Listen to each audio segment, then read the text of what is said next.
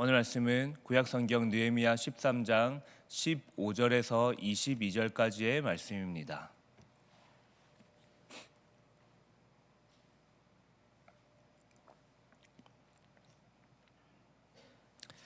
다 같이 합독하도록 하겠습니다.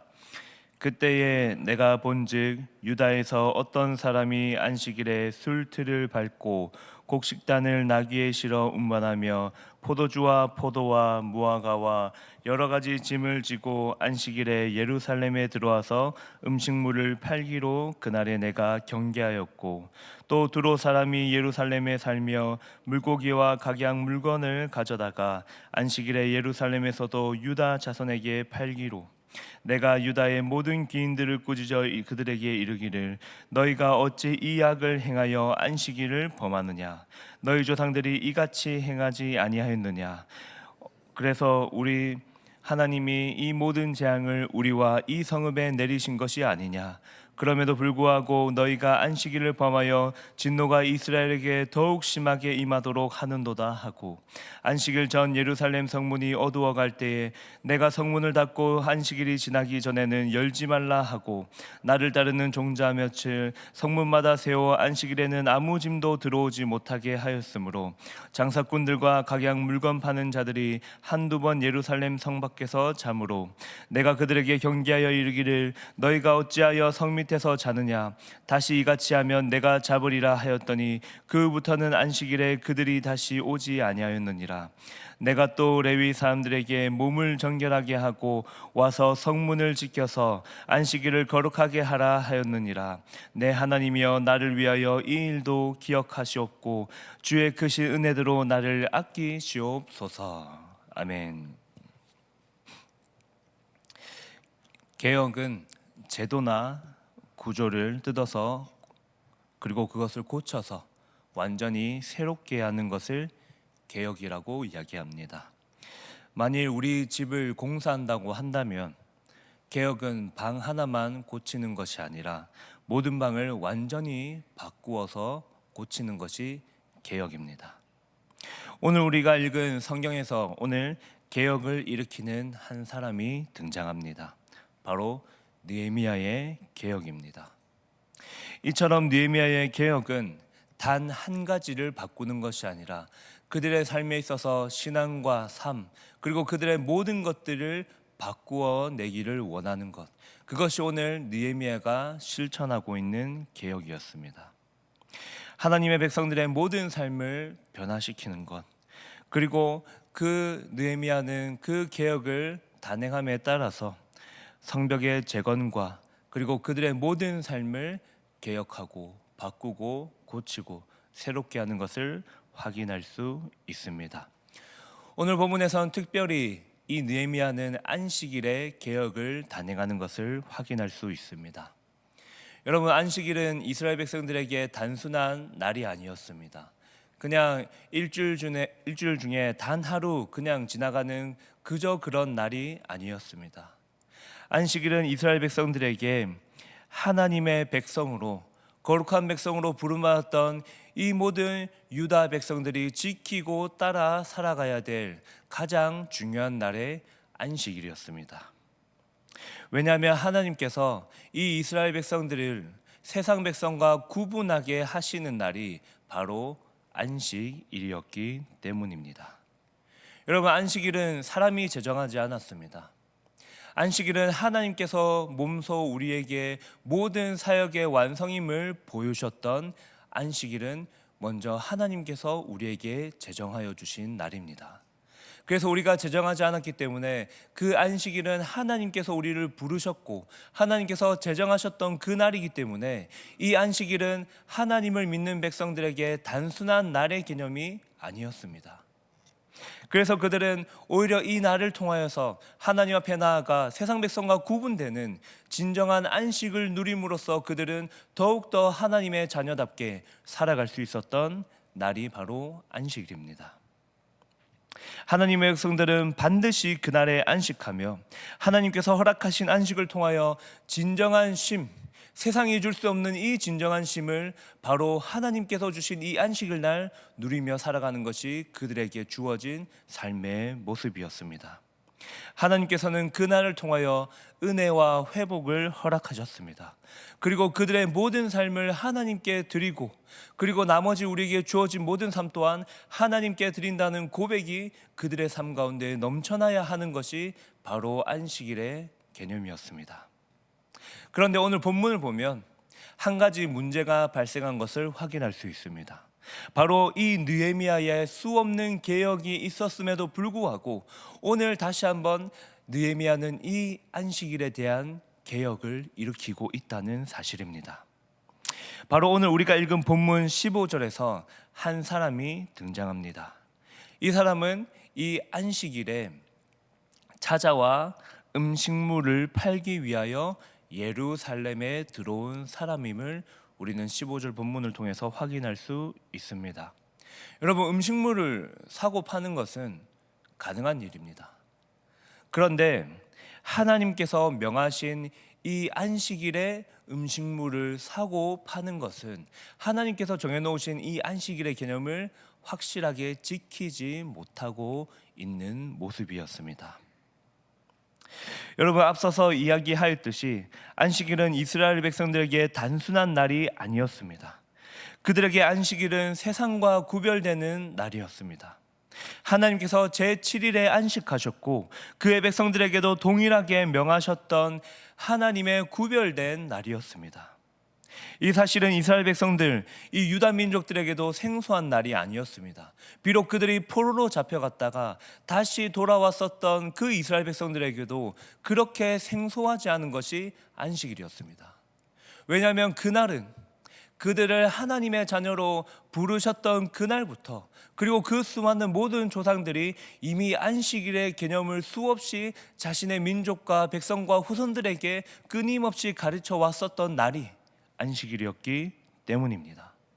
그래서 그들에겐 너무나도 익숙한 말이었습니다. 그럼에도 불구하고 오늘 15절에 이 등장하는 이들은 안식일에 음식물을 사고 파는 일을 감행하였습니다.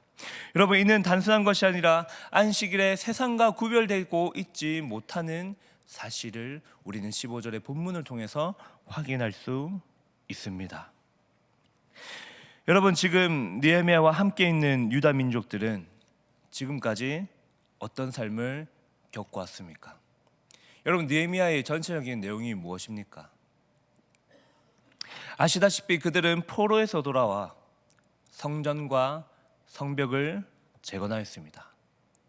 그리고 그들이 함께 모여 율법책을 가져와 그 말씀을 읽고 듣고 하나님 앞에 눈물로 기도하였던 사람들입니다.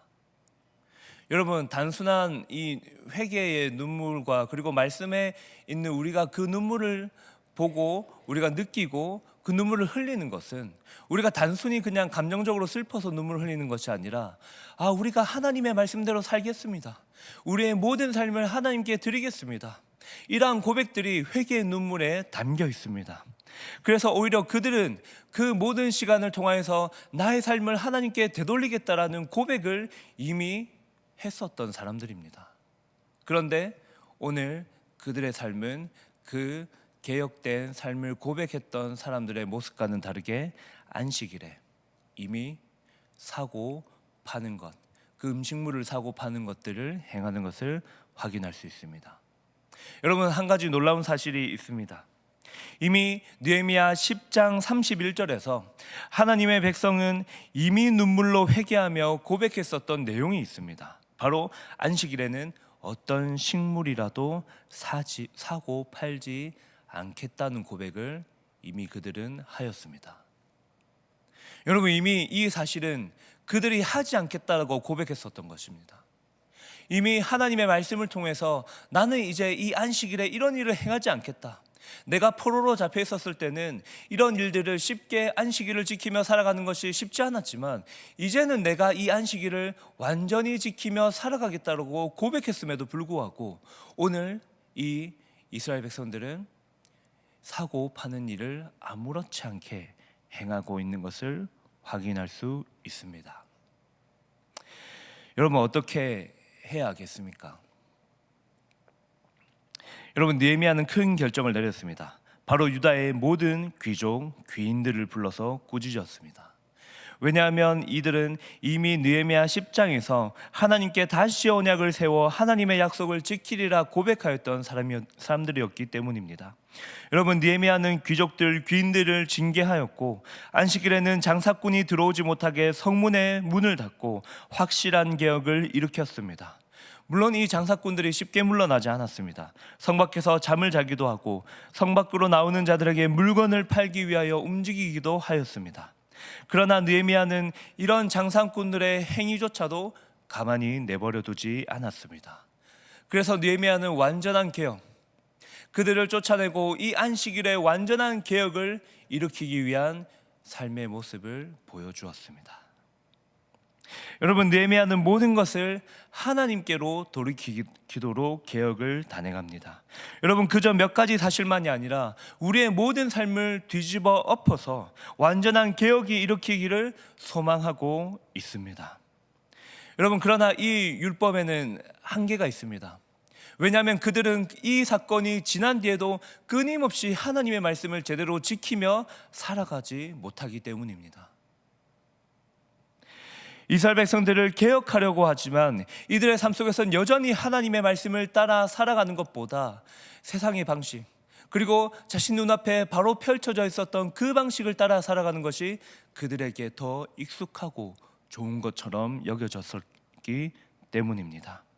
결국 마지막에 이 느헤미야가 모든 개혁을 기도로 끝마치는 이유도 결국 이 모든 개혁을 이끌어 가실 분이 하나님이시기 때문입니다. 여러분, 그래서 우리는 오히려 이 느헤미야의 개혁을 통하여서 우리에게 더 좋고 나은 개혁을 우리에게 바라보게 하고 있습니다. 느헤미야의 개혁보다 더 확실한 개혁, 이스라엘 백성에게 성전 중심의 개념을 이제 완전히 바꾸는 개혁, 그리고 이제 안식을 위하여 성전으로 모이는 것보다 새로운 자리로 모이게 하는 개혁을 우리에게 바라보게 합니다. 여러분, 이 개혁의 중심에 있는 완전한 개혁자, 구약의 성전과 율법과 안식의 모든 개념을 성취하신 예수 그리스도를 통하여서 이제 우리에게 안식을 바라보게 하십니다.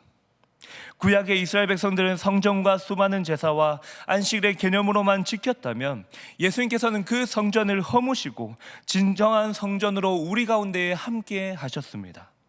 예수님께서는 딱딱한 율법으로 행하시지 않으셨고 우리에게 사랑으로 찾아오셨습니다. 과거 안식일은 토요일이지만 예수님께서는 이 안식일을 완전히 개혁하셨습니다.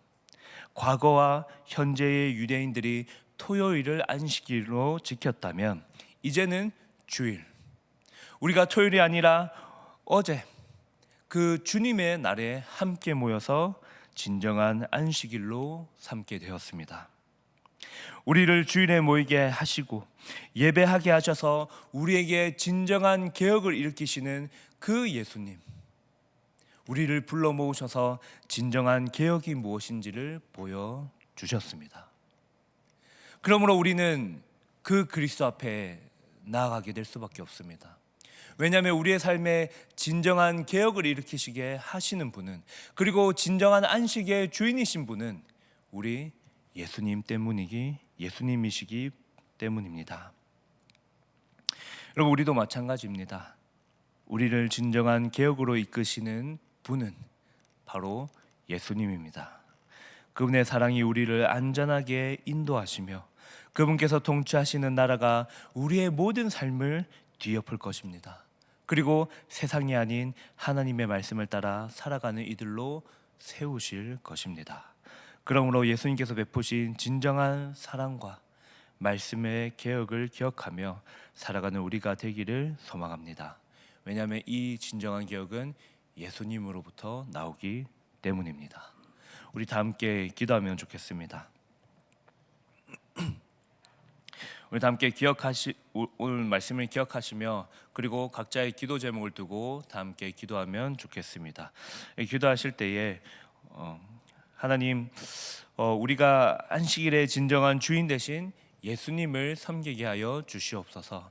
진정한 이 안식일의 주인 되신 예수님만 바라보며 우리에게 진정한 개혁을 익히실 그 주님만 바라보며 살아가게 하여 주시옵소서. 우리 다 함께 이렇게 기도하시고 각자의 기도 제목과 그리고 기도 제목들을 보고 다 함께 기도하시고 돌아가시도록 하겠습니다. 기도하겠습니다.